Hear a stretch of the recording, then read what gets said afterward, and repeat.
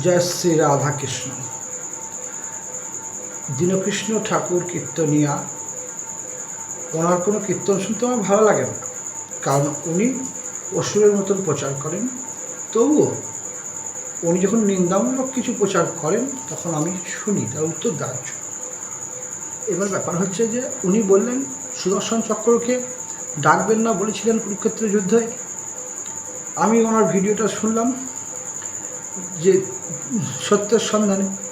তো এইটা সুদর্শন ডাকার কারণ হচ্ছে যে ভগবান তিনি দেখালেন আমি আশীর্বাদ অভিশাপ হয় না এসব মানি না, আমি তবেই তো ভগবান যে আমি হয়কে নয়কে হয় করতে পারি। কোনো প্রতিজ্ঞা নয়, কোনো পাপ নয়। ভগবান কাউকে ভয় করেন না, ধার ধারেন। বাচ্চাকে যদি বাবা বলে আমি তোর পাশে আছি, সে যা খুশি করবে। সেই জন্য বলল যে আমি যুদ্ধে থাকবো না। তাহলে কী হবে? সাহস পেয়ে যাবে, অতি সত্বর অতি দ্রুত আকাশ কাজ করবে, অতি দ্রুত যুদ্ধ শেষও হয়ে যাবে। সেই জন্য তিনি চক্র দেখেছেন, তার ক্ষমতা দেখিয়েছেন।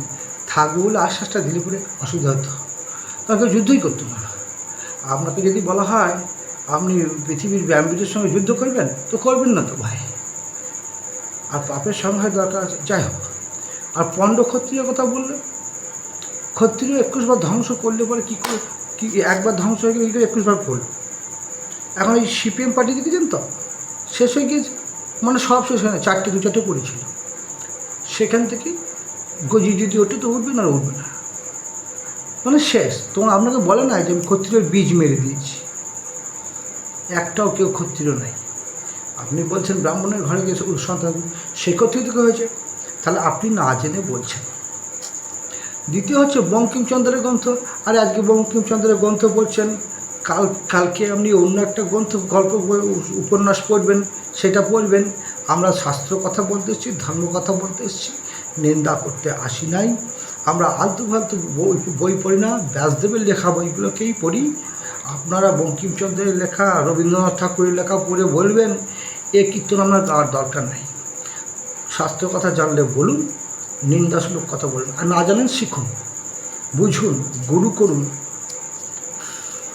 দ্বিতীয় হচ্ছে আপনি হয়তো জানেন না যে আমরা সনাতন ধর্মের শ্রীকৃষ্ণ ব্রহ্ম বৈবর্ত পুরাণ ব্যাসদেবের দেখবেন যে শ্রীকৃষ্ণ থেকেই দেবতারা সব ভগবানরা দেবতারা সব উৎপত্তি, যে শিব ব্রহ্মা শিব নারায়ণ থেকে আবার ব্রহ্মা থেকে আবার অনেকের সৃষ্টি, মনুষ্যরূপা তাদের সন্তান। তাহলে জেনারেশনটা আসছে শ্রীকৃষ্ণ থেকে। শ্রীকৃষ্ণ ঠিকানা দিতে পারবে বললাম, তাকে পড়ুন। সৃষ্টি আগে কিছুই ছিল না, ব্রহ্মবৈবর্ত পুরাণটাকে পড়ুন। এইবার তাদের সন্তান হিসেবে সন্তানের বিভিন্ন প্রক্রিয়ায় হতে পারে, মনুষ্যরূপা। এখন তো টেস্ট টিউবে বাচ্চা হচ্ছে, কিন্তু জিনটার জন্য লাগছে। যাই হোক, তো আমরা শ্রীকৃষ্ণের সন্তান, আমরা ব্রাহ্মণ। যারা ব্রাহ্মণ নয়, আমরা ব্রাহ্মণ, আমি ব্রাহ্মণ নয়, আমি জেনারেলিস্ট। মনুষ্য একটাই জাতি, সেটা শ্রীকৃষ্ণের সন্তান। আপনাকে পাঠিয়েছিল ভজন করতে, না বলেছে কীর্তন করুন, না বলেছেন ভালো করুন। তুমি আমাকে ডাকবে, গর্ভে গিয়ে বলেছিলে, তুমি আমরা কথা দিয়েছিলাম যে আমরা ডাকবো, কিন্তু আমরা করি সংসার। যাই হোক, তো শ্রীকৃষ্ণের আমরা সন্তান। আর এই শ্রীকৃষ্ণের সন্তান হিসেবে আমরা ব্রাহ্মণই, চেন ওয়াই জেনারেশন অনুযায়ী। আর আপনার কীর্তন শুনতে আমার তো ইচ্ছাই করে না, কারণ নিন্দাই করে যান।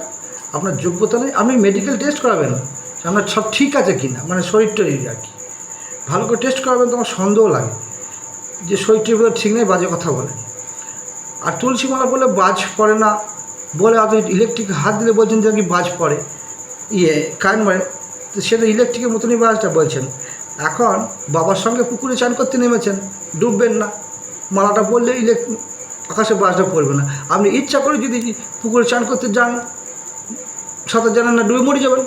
তো তুলসী মালা পরে ইলেকট্রিক হাত দিলে মরবেন, আর পরে থাকলে মাথায় পড়বে না, বাবার সঙ্গে চান করতে নেমেছেন, এটা বলেছে। আর গৌরীর অন্তর্ধান চৈতন্য মঙ্গল পড়বেন, লোচনদাসের লেখা, সেখানে জগন্নাথ প্রভুর সঙ্গে মিলিত হয়েছে। হ্যাঁ, গুঞ্জামালি সাক্ষী ছিল। চৈতন্য মঙ্গল লাস্ট পাতার আগে পাতা পড়বেন। আর এই রবীন্দ্রনাথের বই পড়লেন না। এরপরে বলবেন যে এই একটা বই লিখেছে কি আলতু ফালতু একটা দুদিন গল্প লিখছে 2-4 পাতা, ওর দেখে বলবেন, এসব বললে হয় না। গৌর ভগবান কখন বলেছে যে পূজা করতে পারবেন না, পূজা করার দরকার নেই? তিনি নিজে সূর্য পূজা করতেন। আর রইল কথা, আপনাদের মতন ভ্রষ্ট লোকেরা জ্ঞান নাই, ইয়ে নাই, কী করবো? ওই হরিনাম হরে কৃষ্ণই জপতে বলেছে। ওই জন্য এই কলিযুগে মানুষের ক্ষমতা নাই শাস্ত্র বোঝার। আপনি নৈমিষারণ্যে মিটিং করেছেন, আপনি মহাপণ্ডিত, মহাপ্রভুর মতো, সে সর্বশাস্ত্রের পণ্ডিত, হ্যাঁ, সে বুঝে দেখলো এ বোঝার ক্ষমতা নাই। ওই জন্য বলছেন যে আর যারা আপনাকে মিটিংয়ে বলেছে যে পাতাগুলো কালেকশন করব, তাদের অবস্থায় ইয়ে, কারণ হচ্ছে মহাপ্রভু সর্বশাস্ত্রের পণ্ডিত ছিলেন। হ্যাঁ, সর্বশাস্ত্রে কি মানে ধর্মশাস্ত্রে বা সংস্কৃতে পণ্ডিত ছিলেন। তিনি দেখলেন যে এরা বুঝতে পারবে না, আপনার মতো লোকেরা বাজে ব্যাখ্যা করবে, নিন্দা করবে, তাই তিনি বললেন পূজার দরকার নেই, হরিনাম করলেই হবে। ভগবান বলে নাই আমাকে পুরো মন্ত্র ডেকে হে কৃষ্ণ কোন সুন্দর দীনবন্ধু জগৎপতি গোপেশ্বর আধাকান্ত নমস্তুতে এই বলে রাখো, আর হা কৃষ্ণ বললো রাখো, একই মানে আমি তোমাকে রাখি, হে কৃষ্ণ প্রণাম নিও, এও যা ওই মন্ত্রও তাই। তাই প্রভু এইটা ঠিক করেছেন। জয় শ্রী রাধাকৃষ্ণ। আপনার প্রশ্নের উত্তর আমি দেবো না, পড়ুন। আর আমি কারোই দেবো না, আমি দিতে আসিনি, আমি বলতে এসেছি। প্রয়োজন হলে দেবো, না হলে দেবো না। আর আপনারা এই নিন্দাসূলক কথা ইমিডিয়েট বন্ধ করুন, আনার কীর্তন ছেড়ে দিন। কারণ মেডিকেল টেস্ট করেন প্রথমে আপনি কে কি জানার ইচ্ছা থাকলে ভজন সাধনে থাকুন, লোককে বিভ্রান্ত করেন না, হ্যাঁ, পথভ্রষ্ট করেন না। জয় শ্রী রাধাকৃষ্ণ। Arindam Kundu, Katwa, West Bengal, India.